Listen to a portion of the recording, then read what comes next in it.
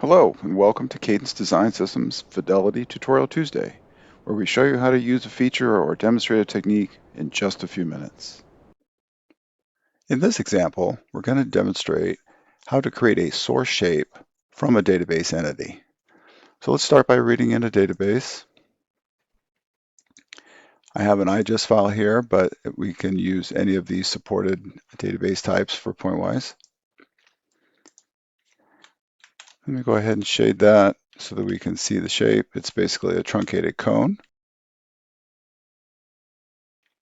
Now we can't use this shape directly as a source. We first have to put a mesh on this, and we're going to convert that mesh with a Glyph script into a point cloud. So let me go over, I'm going to change my defaults here, and I'm going to set an average spacing. I'm going to select all the database entities. I'm going to change my mesh to unstructured, and then I'm going to use the domains on database to go ahead and create a mesh with that average spacing. Now what the Glyph script will do is take each of these points on the mesh and create a point cloud source for that. So this will work on domains or blocks. If we just do the domains, we're going to have kind of a shell.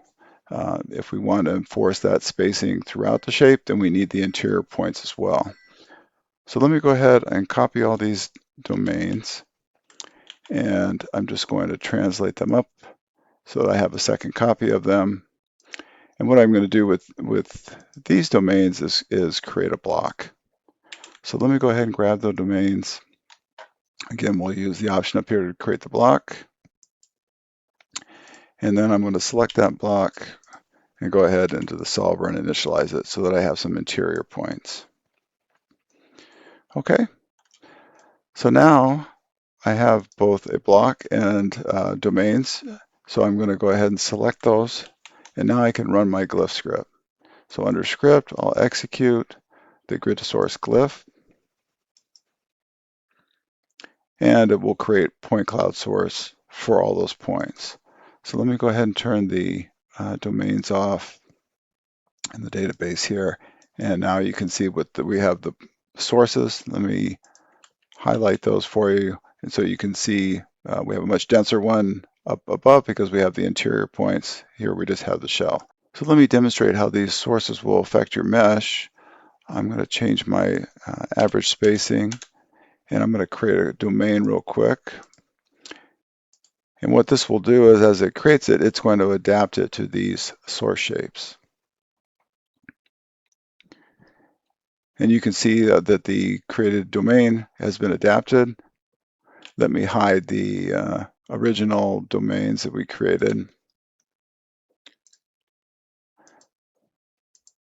And that way you can see this domain. So you can see that for the original shape that we just used the domains, it just does that point cloud on the shell. And you can see just on the edges, where here we have all the interior points have been adapted as well because we used the volume mesh. It is also possible to create self-centered point clouds for a volume mesh directly in Pointwise using the Advanced tab of the Examine feature. See the link in the description for the Tutorial Tuesday video for this feature. To get the Glyph script that you'll need to convert your mesh to a point cloud source, simply open a web page and go to github.com/pointwise. Once you get there, you'll see the Cadence Design Systems logo.